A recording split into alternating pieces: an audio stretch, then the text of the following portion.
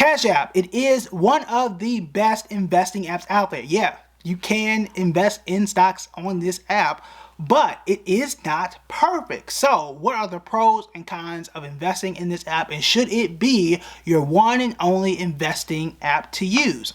Let's go ahead and break it down.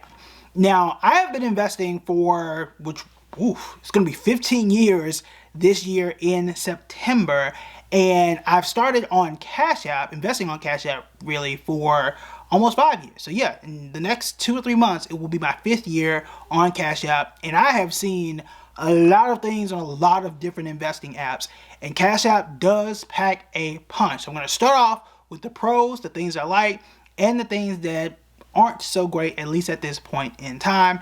And also, I do want to give you this caveat, all right? I'm a former financial advisor, okay? I'm coming from the perspective of not only have I invested on dozens of apps, and I still have my money on dozens of apps, I've invested for other people.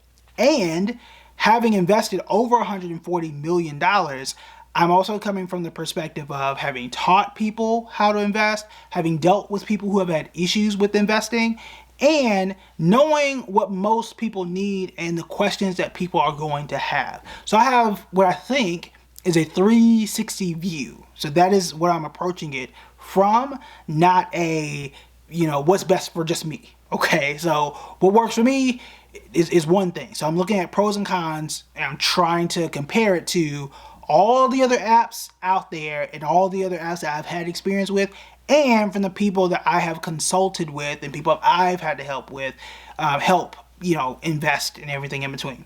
All right, so let's start with the pros. First one, it is really easy to use. Of all the apps that are out there, this is the one where I was never confused, and the people that had said, hey, go ahead and start investing, buy this stock, so on and so forth, they told me they started investing, I have never once had anyone call me and say, hey, help me to buy this stock, what button do I push? Almost never. I mean, which is great. There have been some apps, I'm gonna just say it, okay? So before Charles Schwab bought Thinkorswim, so TD Ameritrade, there were times where I was on TD Ameritrade and I had to pause and make sure I was pushing the right buttons. And I'm like, I got 2 degrees, okay? I got an econ degree and I got a master's degree, and people paid me to invest money for them, and I had to pause and make sure I was pressing the right buttons. This is confusing. The user interface was not good, okay? Now, Charles Schwab bought them, things are a tad easier, okay? So there's no shade to them. Charles Schwab bought them. I'm sure Chuck got them right. But Cash App is not that. Cash App is way simpler, easy to use, and it is a mobile native app, meaning they started on the phone and it is what it is. Whereas TD Ameritrade was not. Like, that was started back in the day, and it looks like it was started back in the day, and it kind of stayed there. Again, no shade to them, though it feels shady. But Cash App, super easy to use. Number 2, you can gift stocks, and this is the only platform in which I know, one of the only platforms in which I know you can do this just via the phone. So like, there were times, I've done a whole video on how you can do this, where you can get on the app and say, hey, Coca-Cola's my favorite stock, Google's my favorite stock, and there's a little gift button. You can send stock to somebody on your Cash App list, which I think is really cool. There aren't many apps that can do this. There are other apps that will give you a gift card where you can physically give it, which I also think is cool, but that's more of like a birthday gift type thing. You can give them like $5 or something like that. Again, cool, but just to do it from my Cash App, and they'll take it right out of my bank account or even from my Cash App stock account and give them that to invest, very awesome. Again, very cool, very easy to do. Doesn't take a whole bunch of effort to do either. Next one, I can also buy crypto, primarily Bitcoin, at least in the time I'm doing it. That is what I've bought. I don't think there are a ton of other options on there, at least not right now. Easy to do. I like being able to buy stocks and crypto in the same place. Not every app, at least at this point in time, can do that. Again, doing all this and making it easy. That's what we need. I don't like friction. I do not like friction in my money. Okay, I want to be able to buy what I need to buy, invest what I need to invest in, and sell what I need to sell. and make sure that these things are very quick and very easy to do. So CashApp does offer that. And then automation. I would argue that this is the most important thing when it comes to any financial habit that you want to create and to truly build wealth. The best thing for CashApp, again, I would argue for any app, but especially for CashApp, is the fact that you can sit down and say, I want to invest $10 a week, whether it's Bitcoin, which is something I did 5 years ago, which is one of the best things ever, or what I did for NVIDIA, which was absolutely one of the best things ever. You guys can see how much I had made in NVIDIA when NVIDIA was down in 2022, was invest $25 a week.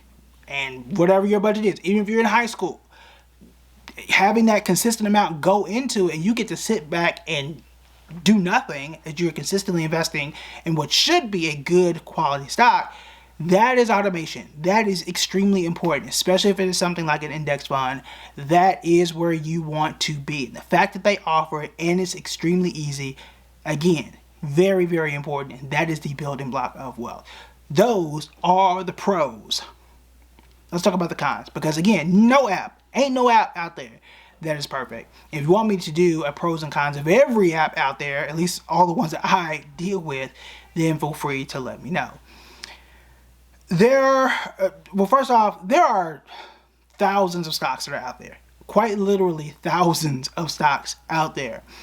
CashApp does not have access to all of them. And in fact, if you read the fine print, it will tell you exactly how many are out there. I think they primarily give you access to the majority of the S&P 500. That's the 500 largest stocks in the US. Again, read the fine print. It'll tell you exactly how many stocks they give you access to. But if you are looking for more niche stocks that are not in the S&P 500, you might not be able to buy them on CashApp. Now, you might be thinking, well, what stocks that aren't in the S&P 500 that I might want to buy?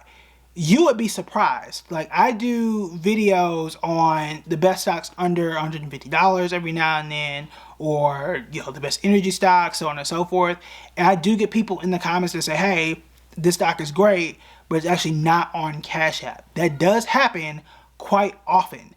You can go and check the comments yourself, but you would be surprised. So do know that, okay? That's not necessarily the worst thing in the world. I tend to try and stay within the S&P 500 myself, but that is something that you may want to be aware of. There's a smaller company that is on the come up, right? But just not big enough for CashApp to recognize, or at least not invest or not open its doors to just yet. That might want to be something that you pay attention to. It could be a pro because it's protecting you from investing in something you shouldn't be investing in, like a penny stock, which is not great, but just something to be aware of. Another con is not the best for research. Yes, you can click on a company and learn a bit more about this. I'm going to give you a few articles or two. But if you're really trying to dig into what the company does, how they do it, and get deep details into that particular stock and truly learn the ins and outs, I don't really think CashApp is the best app for you. Now, thankfully, that ain't the only place you can go. And there are other places that you can go for free. Yahoo Finance, my YouTube channel, is one of those other places. But there are other apps out there that you can consult. But there are some that are all in the house. Other investing apps will kind of give you an entire report and tell you their financial info, how much money they made that year, who the CEO is, and just tell you just a depth of information that you just don't get on CashApp. And you can just have a lot more knowledge is power. So you have a lot more power at your fingertips to make a more informed decision about a particular company. Is that going to make you more money when you hit invest and sell? Maybe, maybe not. I can't guarantee you that. But I do think it makes you a more informed investor, and that might help you to stay in a stock that you otherwise may have sold. And that may come down to dollars and cents at the end of the day.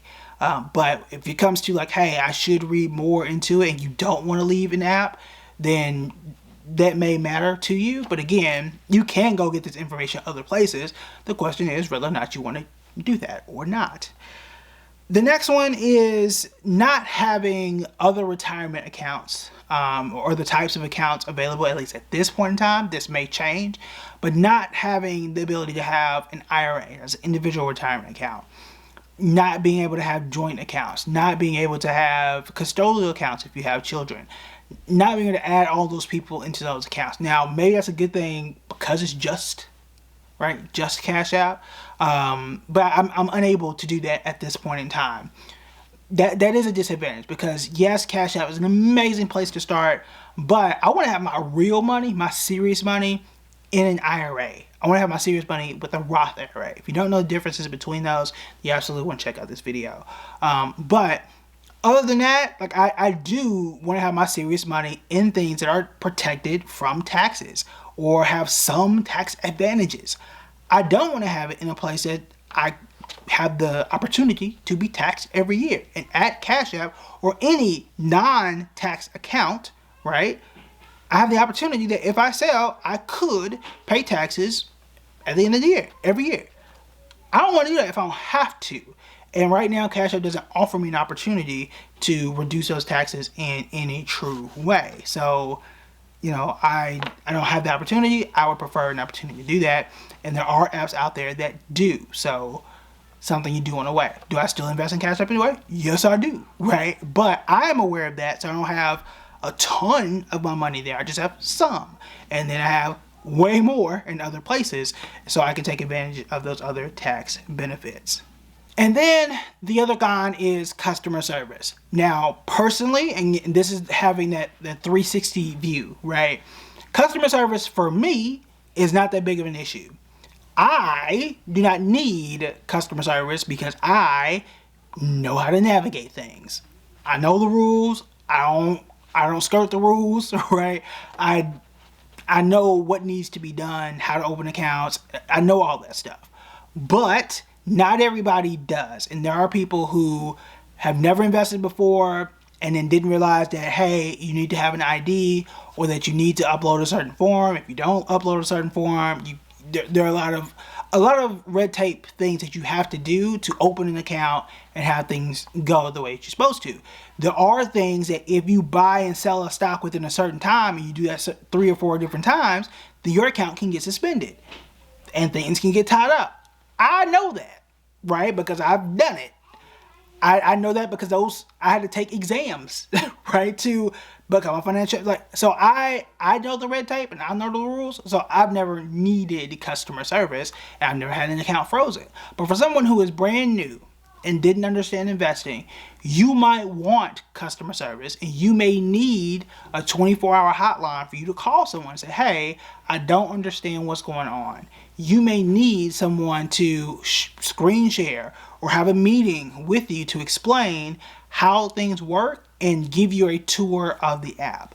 Last I checked, Cash App did not offer that, but there are some apps that do. For example, we had talked about this, one of the benefits of SoFi, not an endorsement of SoFi, but we talked about them last year, where if you were a member, just signed up for their app, then they would give you, you could meet with the CFP for free. And I tried it out and it was cool. I was like, oh, nice. Just got to sit down and meet with them just as an added benefit. And all I did was invest like $25 of Rivian at the time for one of the IPOs. And another benefit was that I can invest in the IPO early before everybody else. Just an added benefit. Again, I only have $25 at the SoFi Invest. So that's not an endorsement at all. They don't pay me at all to say it. They don't even pay me to talk about Cash App either, by the way. And they should. Just to throw that out there as well. But those are some of the cons, right? Some people don't need it. Some people do. Some people prefer to walk into a place and say, hey, I need a physical branch. I need to meet with somebody in person. Some people don't. Some people do. So that con is going to depend on whether you need it or not. So that's something you are going to have to weigh for yourself. If there are some other apps out there that you may want to consider, or you're just like, hey, I still want to use Cash App, which is something I do, but you also want some other places to understand what else you may need in your investing toolbox, then these are the videos you want to check out next.